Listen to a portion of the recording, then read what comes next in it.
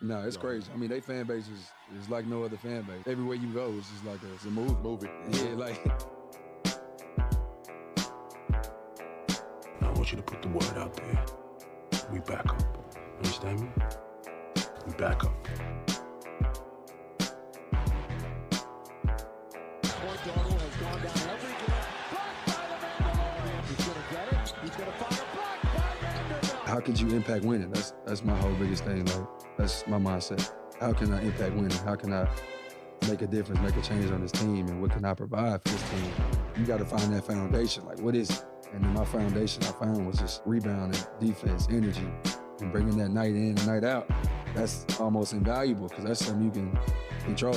That's like, in the NBA, it's a lot of shit you can't control, but that's one of it that you every control. team need that. Exactly, and it's valuable because every team need it.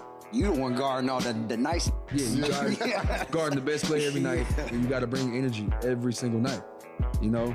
And that's tough. You play 82 games. This is the identities of these two teams in striking and stark contrast to one another. Oh, Vanderbilt, great anticipation, and slams it home. Boy, does this game feel like a game. This is why you keep playing, Mark Jones. Oh, another spectacular bit of effort from Vanderbilt. Dee's presence makes that happen.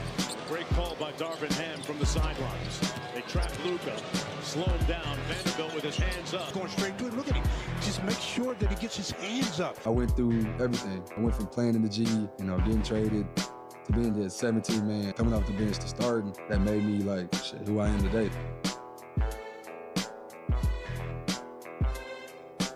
It took me a while to like realize this is my call. This is what I'm gonna do. Here against Phoenix. Oh, and now he steals it for about a second. Good steal. Again, that's why I said his value is not in his points. How could you impact winning? That's my whole biggest thing. Like, that's my mindset.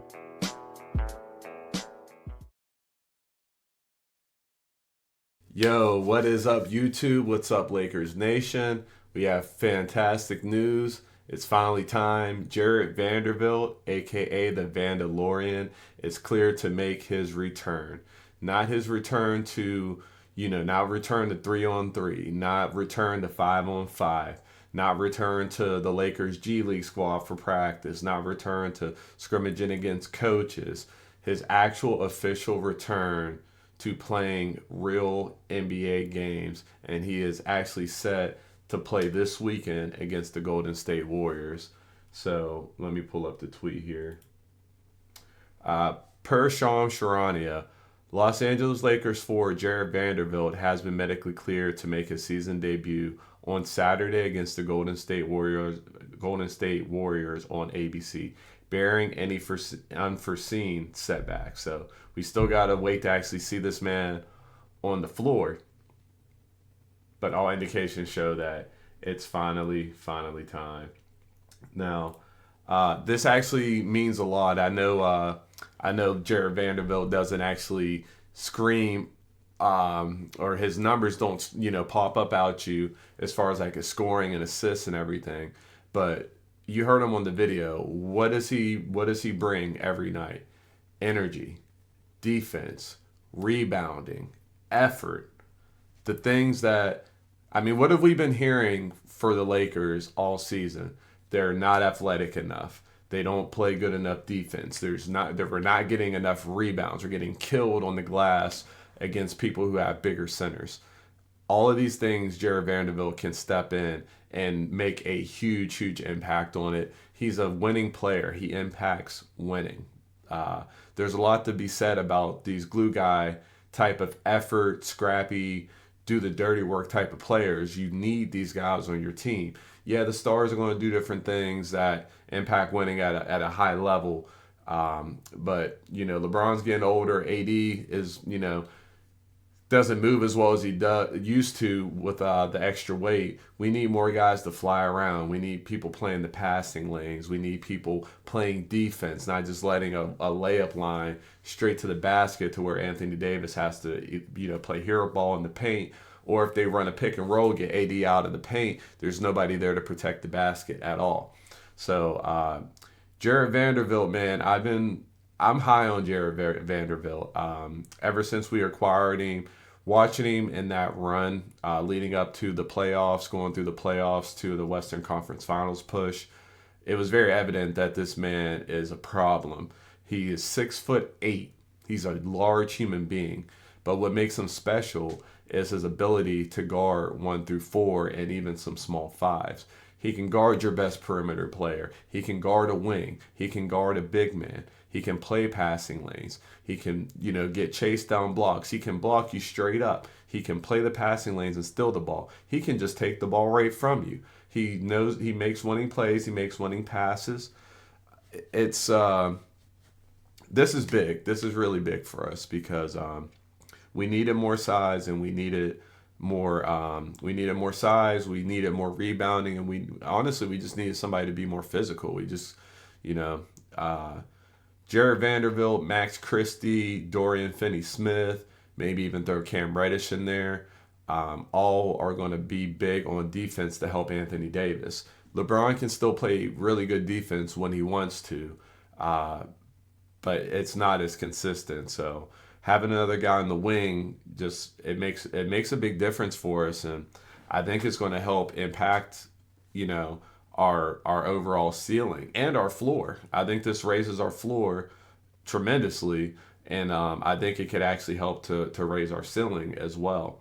Now, we do need to still make a couple more moves, which I'll touch on here in just a moment, but it's been almost a calendar year since we've had Jared Vanderbilt on the floor for us, and we saw last year he was very limited in the amount of games he could play. He just had, unfortunately, injury bug there. He just couldn't stay on the floor. But we could see when he was on the floor how impactful he is. And I know before he got hurt, he was really working on his 3-point shot. Maybe be a little bit better from the corner three. If he can make those corner threes, not at a high clip, but better than what he has, and make defenses respect him out there, it opens up so much for us offensively as well. Now, me personally, I even said this on my last Lakers video when we got DFS. I would probably put DFS in the starting lineup because what we had last year and the year before with Vanderbilt and Rui was a very good contrast. Vanderbilt started, which I think was a good move to help. We had D'Lo, Austin Reeves, and LeBron all starting. Vanderbilt and Anthony Davis really did all of the defense and all of the rebounding. But with Dorian Finney-Smith here, he gives us a bit of both. He gives you that defense while still giving you some offense. So I would probably still start him. I don't know how Vanderbilt and Rui coming off the bench would be, but it's a good yin and yang. You would have one guy who comes in, a big wing who is very offensive minded, and another big wing who's very defensive minded. And then I don't know if that would help with, say like a Dalton Connect. If he's not out there getting cooked all the time, it may, maybe his confidence will be a little bit higher and he'll be able to start knocking down his shot again. Vincent would be another defensive guard, would be out there with him. Jackson Hayes, I still think, no disrespect to him, but with what he did, and then with all these injuries, I want Jackson Hayes gone. I want him gone. Koloko is, I think, a good backup big. If we can ever get Christian Wood back, a floor spacing big, it opens up a lot of flexibility for us, and it opens up, if we want to explore maybe trading Rui for a guard. Walker Kessler's been a big one out there. I like Lonzo Ball. Would be nice to have back. But we'll touch more on that on another video. But I just kind of wanted to jump on here real quickly and share how happy I am that Vanderbilt's back. The Vandalorian. I know some people may laugh at it and say, bro thinks Vanderbilt's going to save the season and yada, yada, yada. I don't think people realize, because there's just the memes and the jokes and everything out there. I get it. I'm part of it too. But I don't think people realize like what an actual team is sometimes. I think everybody wants to have, your 30-point score people, and it's just, that's not realistic, man. The more assets you spend trying to have big stars, the less you have, and the harder it is to spread out to fill in the rest of your team. So we already saw that with the Russell Westbrook situation. So I don't know, man. I've been really waiting for Vando to come back. Like I said, I'm a bit biased. I am a big Vanderbilt guy. I always have been. Well, I can't say since he's been on the Lakers, I've been really high on him. So it's good to see him healthy. Here's, knock on wood, here's to him staying healthy and having a great season and helping us make a real push here, man. And you know, we got a couple weeks to the trade deadline. It's good to have Vando on the floor. So, you know, hopefully Rob Pelinka, Jeannie Buss, they're watching. They can see what the team looks like with another key piece back in the rotation, and we can make some good, smart moves going forward to help maximize this team and the ending of the LeBron and AD window here. And that's another thing. Vando, he's a good rebounder. He's good on defense. He shows energy and effort all the time, but he's also a smart player. He's a smart player. And there's just nothing that, there's no way to understate how important it is to have somebody out there who knows what they're doing. So, like I said, I don't know why this came up like that. The Vandalorian is back, and it's at a perfect time because we could really use this guy out on the floor. So that's going to be it for me. I'm going to keep this a bit of a shorter video. I'll be back here soon going through some some things I think about the roster and some potential trades that I would consider doing and that I've thought about. So we'll cover that in another video. But anybody who's made it to this point in the video, I do want to thank you. Let's see, let me switch it back. I do want to thank you. I appreciate you watching. Please like the video, subscribe if you haven't already, and we're going to cook up some more of these for the Lakers, man. I had to even throw on my Lakers jersey. I wore a Lakers jersey since earlier in the season, beginning of the season, and I remember when I bought this jersey, I really wanted to have the official jersey from the team website with their branding and their sponsor, and they don't even have Wish as a sponsor anymore. I don't even know if the NBA even has these sponsorship logos on their jerseys anymore. So, hey, what can you do?